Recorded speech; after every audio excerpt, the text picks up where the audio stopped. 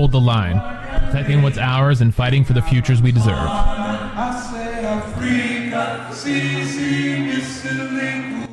Welcome to this special feature documenting the 40th annual Martin Luther King support for labor banquet, themed Hold the Line, protecting what's ours and fighting for the futures we deserve. This event, hosted by Black Workers for Justice, stands as a testament to the enduring struggle for workers' rights and racial justice in America. More than 50 years after Dr. Martin Luther King Jr. gave his life fighting for civil rights and economic equality, Black workers and their allies continue to battle systemic injustices, from the historic boycott in Rocky Mount, North Carolina that gave birth to Black Workers for Justice in 1981, to the present-day fight against corporate exploitation led by organizations like C.A.U.S.E, Carolina Amazonians United for Solidarity and Empowerment. The fight persists. In this video, we'll shine a light on the stories shared at this year's banquets by keynote speakers Mary Hill of C.A.U.S.E and Reverend Wesley Morris of the Beloved Community Center. Together, they reflect on decades of progress and the challenges that lie ahead in building a fairer, more equitable society. As we delve into this journey, we'll also explore how C.A.U.S.E is carrying forward Dr. King's legacy. Founded by Amazon workers in 2022, C.A.U.S.E is organizing against one of the most powerful corporations in the world to demand dignity, fair wages, and justice for all workers, starting right here in North Carolina. This is a story of resilience, solidarity, and hope. A reminder that while the road may be long, the fight for justice is far from over. Let's honor those who came before us by standing with those who continue to hold the line today. I'm going to have to say something about the history of this banquet. Although this is our 40th banquet, BWFJ's very gathering has been an annual tradition of commemorating Dr. King's very last stand, which was on April 4th, 1968, with those black sanitation workers in Memphis, Tennessee. How many of y'all are familiar with that story? Okay, some aren't going up. That means we got a little history to sort of. So this banquet is not only part of our cultural tradition of Black Workers for Justice, but it's also a very important annual political rallying point. We got to rally at this banquet. That means we got to put out some messages that tell us that we need to rally around some very important issues that we're confronted with. But more importantly, what we have is a opportunity to share a political message, that fits this moment, this time that we're in. And certainly, this banquet has a tradition of being a fundraiser for Black Workers for Justice. But even more important, I think that this banquet has always been a celebration of all the hard work that we've put in as Black Workers for Justice with our allies and friends. And it's very important that we celebrate that hard work, our unity, but also more importantly, I think it's important that we celebrate just socially getting together and talking as we have. It's like a family reunion too. So it's a very important social event.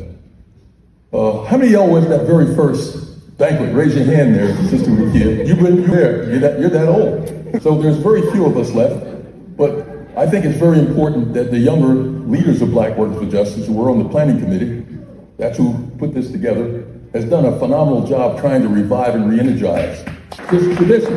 But keep in mind that most importantly, this first banquet was part of a very important struggle because it came at a time when Reagan was doing all kinds of budget cuts, workfare, shifting people off of social network programs into more or less, social benefits. And as you know, for disabled, they don't have the ability to do some of that work. But that was the moment that we were in. And this first banquet that we had in 1983, that was our first one. We only missed two, COVID put us out of operation for a little bit. But we were fighting for a paid state and federal King holiday for workers. And, to honor not just King, but also the movement that he was a spokesperson for. So you see that blacks had to start this fight, way back in the 60s and 70s after they the government played a role in assassinating Dr. King. We played a major role in fighting for this paid holiday. And as you know, many government leaders, elected officials, many whites, and even some blacks opposed this King holiday. So it was a struggle because, this conception that Dr. King was responsible for being a troublemaker and, many of the riots that occurred during the 60s He was a troublemaker, creating civil disobedience. So some folks didn't want to celebrate this particular paid holiday. But thanks to the militant youth, people like Malcolm X, Ella Baker, Angela Davis, the Black Panther Party, the Black Left, and many of our left allies, King was won over to an understanding of why we had to oppose that war in Vietnam. And as you know, Dr. King went on to state in 1967 that he publicly came out to oppose the war in Vietnam. And he began to understand the role of the U.S. government, U.S. imperialism, as being the greatest purveyor of all the violence, not only in the U.S., but in the world. And he supported the many liberation struggles that had gone on. So this King Day Fight Back involved speak-outs, signing petitions, also mobilizing to Washington, D.C. for the 20th anniversary of the March on Washington. I think we had the John Henry Brigade, Black Works for Justice, got carloads and busloads of people to go down to D.C. to celebrate the 1983 20th anniversary of the March on Washington. So you see this banquet is a product of Black struggle, Black workers organizing, mobilizing, engaging. But I want to thank the Black Works for Justice Banquet Planning Committee for this very important and earnest effort to revitalize, re-energize this tradition and legacy. So that's the origin of this banquet, and it will grow. It has grown in the past to as many as 350, but we will regrow it again with this new leadership that we got with these youth who did such a fantastic job getting us back on track with this banquet. So let's give them a round of applause. And if the banquet committee can raise their hand. So before we get into anything else, my folks is hungry. When I go to an event, I like to eat first, then get into the talking. So that's what we're gonna do. And if you look in front of you, notice that you don't see any printed programs in front of you, because we're trying to save the environment, and we like to keep our stuff simple anyway. We keep it simple and planned for the working class. So the agenda is real simple. First of all, thank you to the sisters and the brothers in the back for preparing this delicious food for us. We appreciate y'all. I want to start out just calling one table after the other to go back there and get your food. When you come back, we're going to get into some music. Then we got some powerful keynote speakers that's going to bless us with a message. Then we're going to get into some music, some performances, and rock out for them and enjoy each other. Y'all see how simple that is and plain that is? Just for our people. All right? And as we go, we're going to take just a quick moment of silence to say thank you for the food and to acknowledge our ancestors, the brothers and sisters, kings and queens that passed before us. All right. I appreciate that, y'all. So starting out, we're going to rock out with some music. Tables 1 and 2. Table 2, we start with y'all. Go ahead. Get your food in the back. We'll keep it pushing after that. Let's get ready to clap again. I'm going to do a bio. And you're going to give a real big round of applause to bring her on up here. And after you set this on fire with her speech, we're going to give another round of applause to appreciate her, shower her praise right now. But as some of y'all may know, our sister Mary Hill, having grown up in the Jim Crow South in Selby, Louisiana, and battling her own personal battles with disease, with addiction, with all the degrading, moralizing, dehumanizing things that come with life, like jails and institutions, in some cases death. After dealing with all this, it's no wonder our sister Mary is no stranger to struggle. She remembers the signs she used to see when her and her mother would go to the grocery store that said colored only and pointed for them to go to the back of the store. And to this day, those memories are vivid in our sister Mary's mind. She doesn't believe in luck or coincidence. She believes that every situation happens for a reason. It's an opportunity to learn a particular lesson. It's an opportunity for growth. And this cycle of life will repeat itself until we learn that lesson. This is the process by which character is formed and developed. So Mary Hill, or Mother Mary as she's fondly known as by her friends and her co-workers, has been at Amazon as an associate out there for 4 years. And that's at the factory located in Garner, North Carolina. She's also known as an activist and an organizer, one of the strongest organizers that we got out here. She's currently organizing our workplace at Amazon with our brother and co-founder, Reverend Ryan Brown. She and Reverend Ryan started C.A.U.S.E, that's Carolina Amazonians United for Solidarity and Empowerment during the COVID pandemic. Mary works to educate and train her co-workers in the skill of inoculation and in educating them on their rights as workers and the power of collective bargaining within the workplace. Our sister Mary also strives to empower her co-workers to encourage them to support each other because everybody deserves respect and dignity at their jobs. And in their most recent organizing efforts, they were not in vain. After 3 years of organizing, cards turned in union cards that were signed by 30% of the workers out there at Amazon RDU1, triggering a union vote. That by itself was an historical moment this year. Our sister Mary has found her passion. She's found her purpose to stand and fight back, to be a voice of the oppressed, the underpaid, and the overlooked. Mary echoes the words of revolutionaries from our past. If not you, then who? If not now, then when? We have a voice and we demand to be heard. So with that, y'all give it up for our sister, leader, Sister Mary Hill. Good evening, everybody. If not, I can talk a little louder. Wow.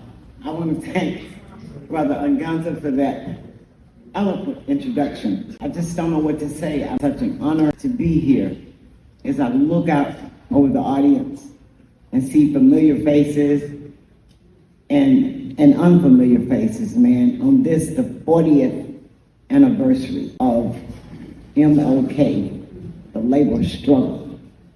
That is such an honor. See, I remember MLK, but before I get started and get into what I really came to say, I want to thank Brother Jamu or whomever invited me to speak. Thank you so much. It is such an honor. And I cannot accept any credit.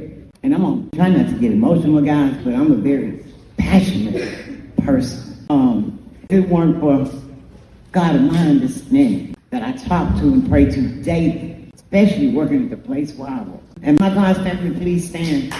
If it wasn't for them and hundreds of others just like me, I would not be here. Especially that one, the other co-founder had that did not stand up, Reverend Ron. But I want to thank everybody for coming. I want to thank UE150 for the invitation. My name is Mary Hill. My co-workers and close friends fondly call me Mom Mary, because I'm always trying to make sure everybody else is okay. Because if you're not okay, then I'm going to try to keep it clean because we got some minors. And by God, if you're not okay, I'm not okay. If you're my friend and you're my co-worker, if you are not okay, Mom Mary's not okay. My name is Mary Hill. I am a product of the Jim Crow South. And that little town that back then wasn't as big as a speck is Sibley, Louisiana. It's 30 miles east of Shreveport and about 25 miles west of Monroe, Louisiana. I went to Grambling State for a while, but college just wasn't for me. I stand before you today as a mother, as a sister, an organizer, and co-founder of C.A.U.S.E, Carolina Amazonians United for Solidarity and Empowerment. Now, I wrote some notes, but I usually speak from my heart because I have such a passion for this. So I'm going to ask you to bear with me if I go off track, okay? Most of all, I stand before you today as a believer in the divine justice that guides our steps and strengthens our fights. We're part of a legacy. I don't know if you guys realize that. Maybe some of you do, maybe some of you don't.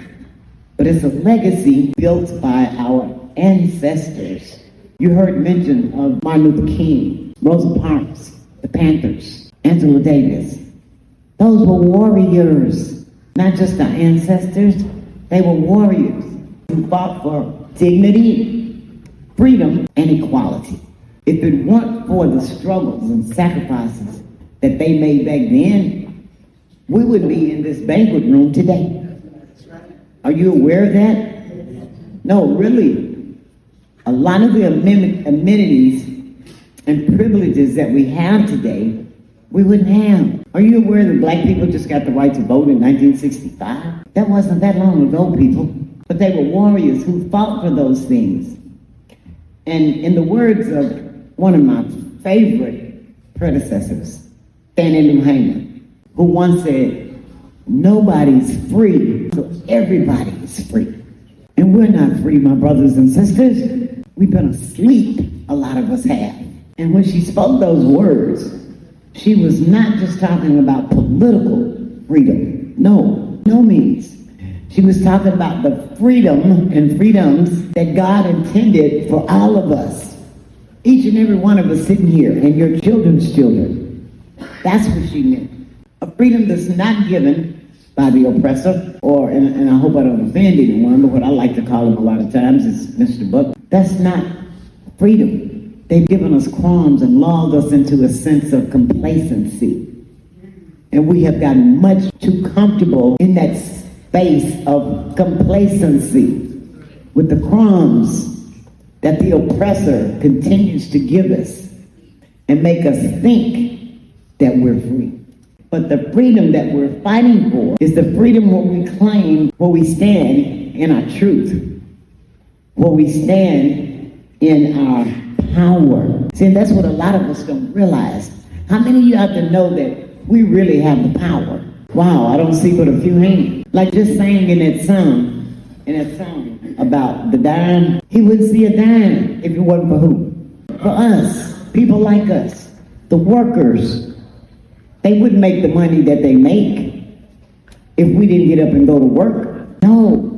And we need to remind them of that because they have forgotten, or maybe, no, we got that. We forgot.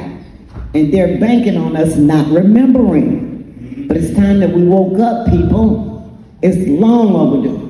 And it's a freedom that we claim when we stand in our faith. We're fighting to protect what is rightfully ours. And I'm not talking about material possessions. No, far from it. I'm talking about our humanity, our dignity, and our rightful place in this world.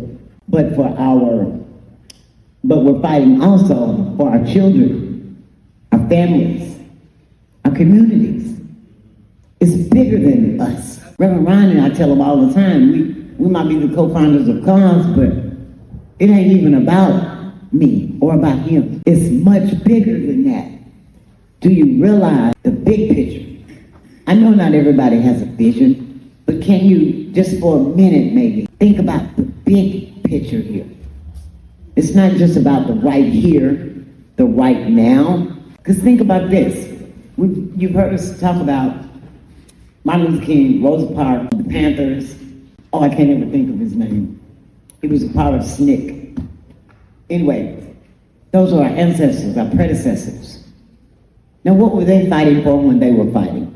Weren't they fighting for dignity, respect, and equality, for justice way back then? Were they? So why are we in 2025? At least last time I looked at my calendar, that's what it said, 2025. What y'all's calendar say?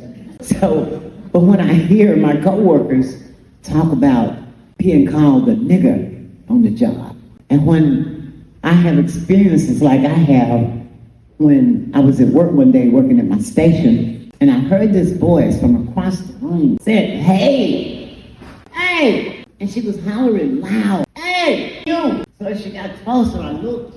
I thought she was talking to somebody behind me. I didn't think she was talking to me. And when she got closer, she was still saying, "Hey, you need to talk to you." And I said, "Excuse me." She was a manager at work. I said, "Excuse me, you talking to me?" So I thought you were talking to somebody behind me. I said, "Because where I'm from, we feed hay to cows and horses, and I don't see none of them here." She looked at me. She turned red in the face. I said, "What happened to manners? Walk up and introduce yourself and say, 'My name is whatever it is, and I'd like to talk to you. I'm a manager in this department. Could I have a word with you when you get time?'" What happened to that? What's up with this, "Hey, you"? But this is 20 at RDU1. Things of that nature are still happening. So why is it that we are still fighting for the same things, the same rights, privileges that our predecessors were fighting for? Does that make sense to any of y'all? Something went wrong. A lot of us went to sleep. It's time we wake up. This has got to stop, because we're not just fighting for our children, our families, and our communities. As Ida B. Wells once said, the way to right wrongs is to turn the light of truth upon them, on the lies of the oppressor, the racism, the injustices that we still face today. They haven't changed much from the 30s, from the 40s, even though I wasn't back there, but I remember what my predecessors, my grandparents used to talk about. See, being from the Jim Crow South, and I'm gonna try not to get emotional with you, I remember seeing the signs that said colored only. I used to ask my mom, what is colored? I say, ain't we all colored, Mama? I didn't know, I didn't understand. I was a little kid. And we used to have to go around to the back to get the day old meats that they didn't want. I remember seeing the hanging trees and the nooses and the crosses. I remember, I'm gonna tell y'all my age in a minute, but that's okay. April 25th, I'll be 71 years young, thank God. I'm battling cancer, and thank God I'm in remission, and I'm battling oppression. But were it not for God of my understanding, none of these things would be possible. None. But I want you to know that we must stand firm. Now is not the time for the weak will or the faint of heart. We've got to stand firm. We've got to unite. And we need to stay grounded, my brothers and sisters, in the truth that we are God's children. We're created in His image and deserving of every gift, every right that He promised us. How many of y'all believe that? Raise your hands. All right. I believe that with every fiber of my being, or I would not be standing before you today bringing you this message. We must stand firm. We've got to, because we deserve the equality and the fullness of life. Every one of us does. Our families do. Our children, our grandchildren. And as Angela Davis once said, I am no longer accepting things I cannot change. Okay? I am changing the things that I refuse that government to accept. Enough is enough. You've got to draw the line somewhere. And we deserve a world where our children don't have to fight the same battles that we're having to fight like we're doing right now. And we'll be going backwards like we have been for so long, because we're still fighting the same battles that a lot of our predecessors fought. That makes no sense to me, other than the fact that we have dropped the mantle. What's our motto? Hold the line. Some of us have let go of the line. We need to pick it back up, hang on to it, and pass the baton on to future generations. I'm so glad to see so many of young people involved in this movement. Let's give them a round of applause. Because if our future generations don't hold the line, or we don't pass the baton on to them, the Lord, God help us. We're lost forever and ever. So this is a must. We've got to do this. We deserve a world where freedom is not a gift, but a right. Because we are the beloved children of the Most High God. And no system, none, has the right to deny us what God has promised. Now, more than ever, my brothers and sisters, right now, right today, April 5th, 2025, hear me and hear me well. Right now, right to this time, more than ever, it is absolutely necessary that we organize the workers of this nation. Workers who for so long have been the backbone of our communities, have long been the ones who carried the weight of labor. Am I not right? The workers keep the wheels of industry and service turning. But too often, those workers are exploited, overlooked, and treated less than human. We must come together. We must. And unite in solidarity and demand what is ours. Fair wages, respect, dignity, and an end to exploitation. When we organize, we become stronger, and stronger than any individual force. As workers, we're the ones who build, who serve. But when we divide, don't come together and unite and work in solidarity, we're weak. And the system depends, thrives on this. Because years ago, when the colonials had all the slaves on the plantations, and if I recall what I read correctly, they got a guy named Willie Lynch. I don't know if any of you ever heard about Willie Lynch, but the colonials got him to come over and show them how to keep the slaves under control, or how to make a slave. And he told them one thing, because he had like a list of rules, and he was going to show them how to break them and how to keep them slaves. One thing he told them was, keep them divided, pit them against each other, turn the against women slaves against the male slaves, and teach them that we, speaking about the slave owners, are the only ones that they can trust. And once you get that, see, in your mind, you got it. And so much of that is still going on today. How many of you remember that song, Free Your Mind and the Rest Will Follow by En Vogue? Well, a couple of you do. But it says, free your mind. See, for so long, we've been asleep, and we've been conditioned to thinking the way the oppressor wants us to think. And we've gotten so complacent in that life. It's time to wake up. And the one thing that we've got to do is organize. Thank you, my sister. Harriet Tubman once said, you know, our slaves, I could have freed 1,000 more if only they knew that they were slaves. So see, where is that at? In your mind. See, a lot of us really still don't even realize that we're slaves.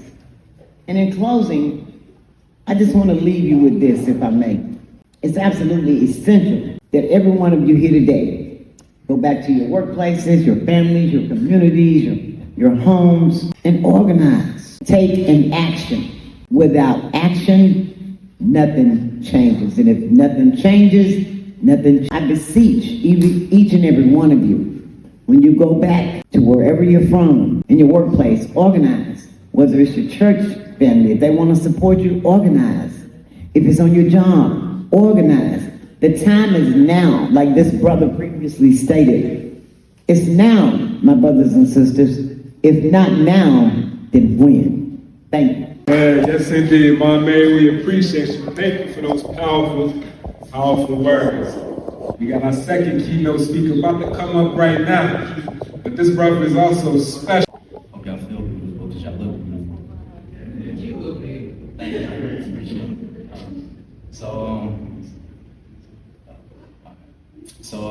My name is Solomon Lovejoy.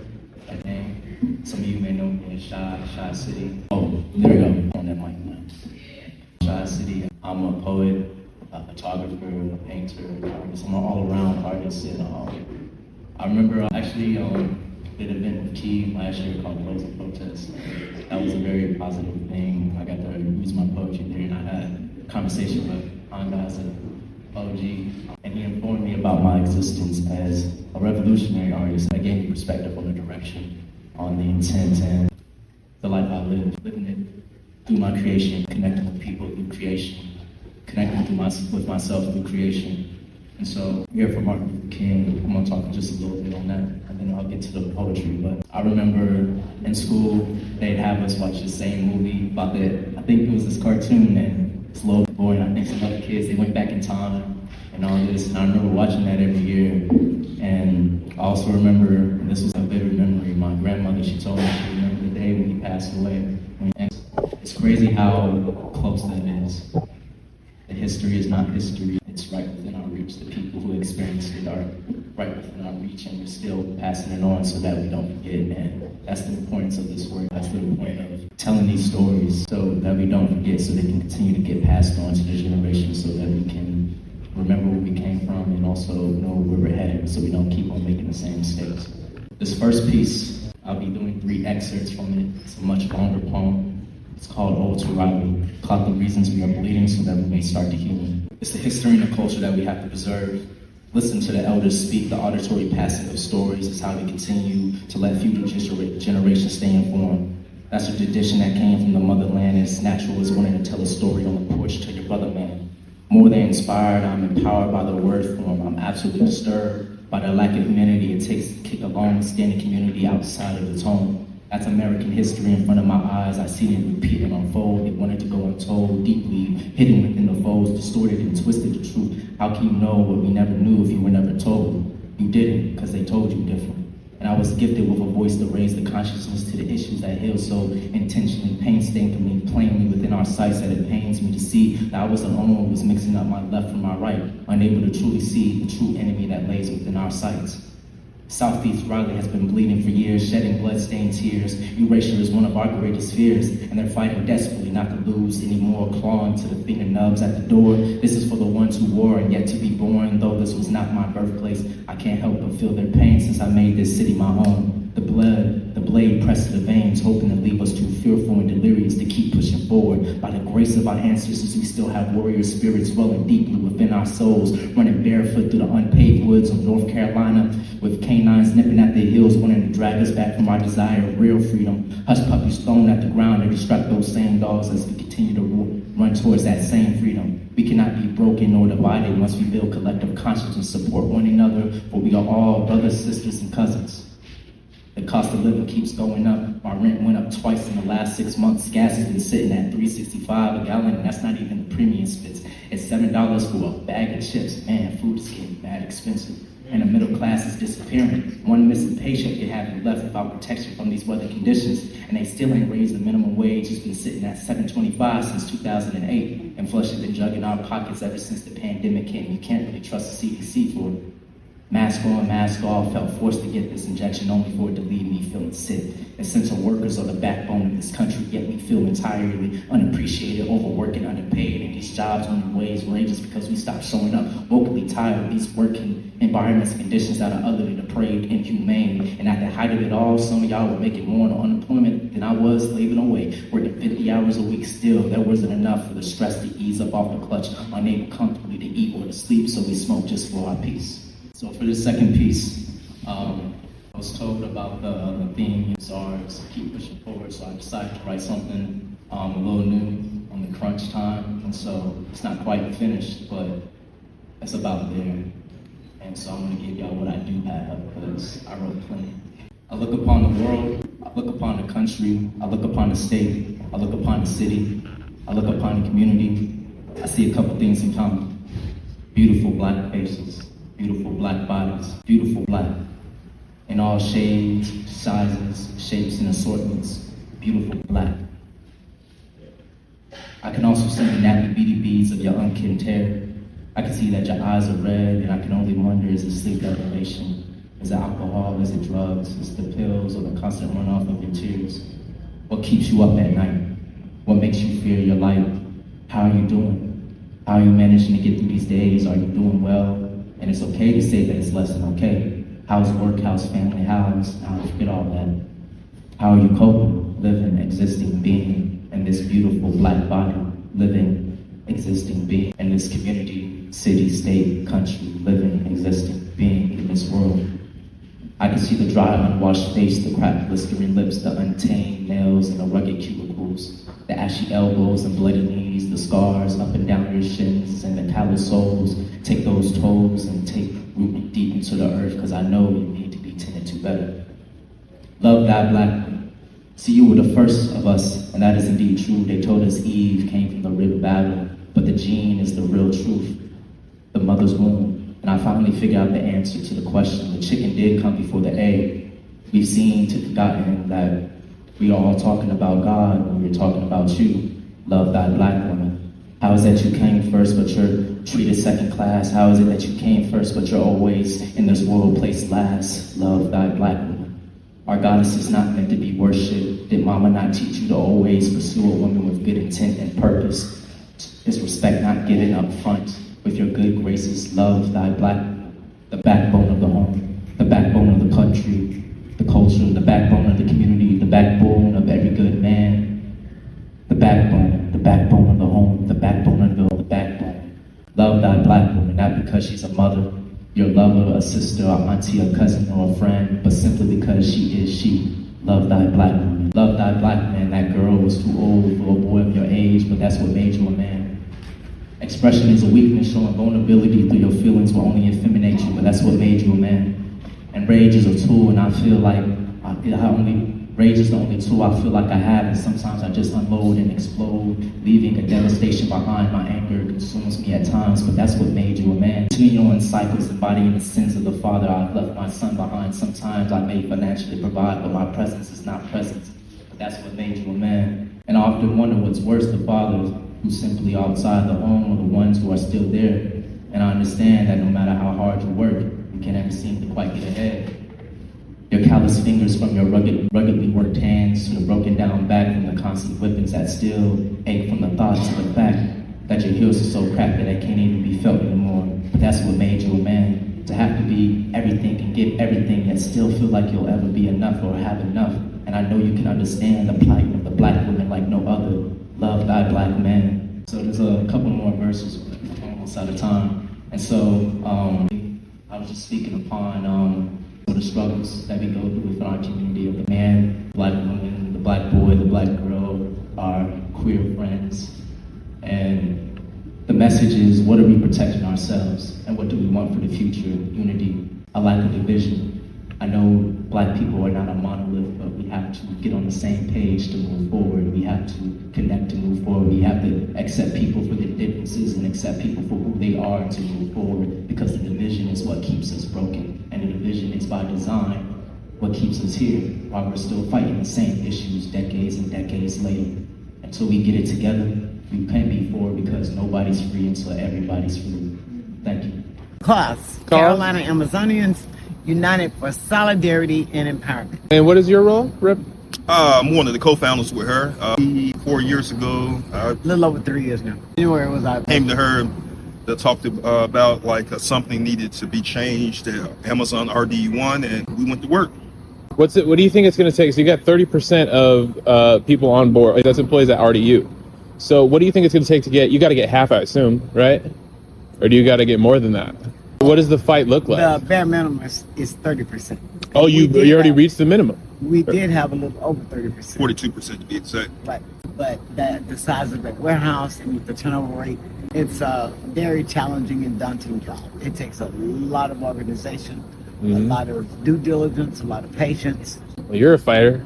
No, but the way I look at it is that we are a grassroots organization without any backing of a legacy union. The reason we decided to go grassroots and be independent is because all of our interactions with larger unions have been negative. It is almost as if they're part of this structure that is racist, that exploits, and what we recognize, as Reverend Wesley was saying tonight, a part of our history is that anytime structures and systems fail us, we go outside of those systems and structures and we build our own organizations. Hence, that's why you have the Black Church, you have HBCUs, and so much more that you have. And the building being the majority Black and brown people, we realize that our structure needs to be built a little stronger within our organization as well. But even without the legacy union, we may have lost our union election, but we got 10% more than, let's say, Bessemer in Alabama, who had the backing of RWDSU on the first round. Why the legacy unions push back on you guys? Because we're a threat to their... Are they mostly white organizations? Absolutely. Are they?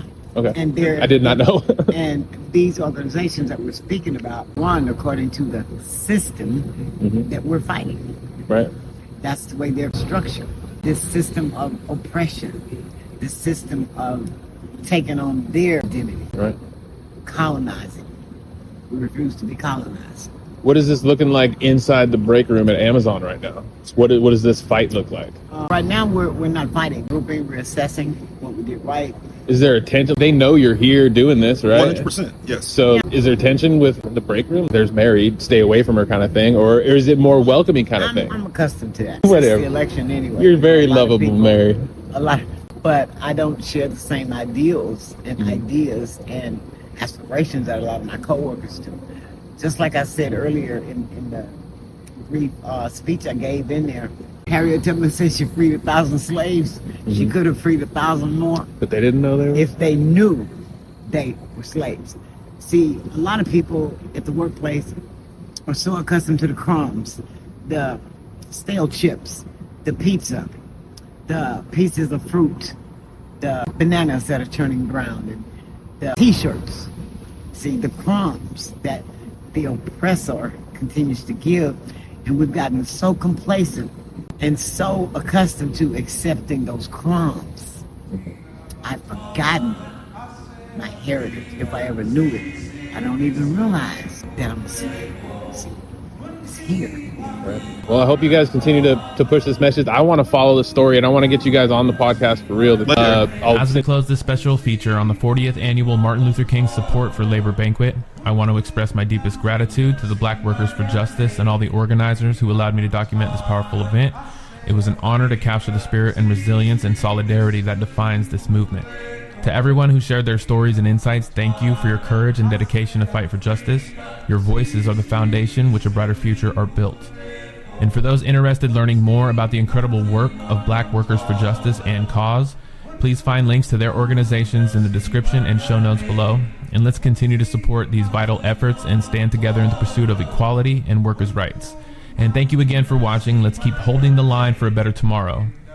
If you should jail us, we are free and kept alive by hope. It doesn't matter. Jail us, we are free and kept alive by hope. Our struggle's hostile, but victory will restore our land.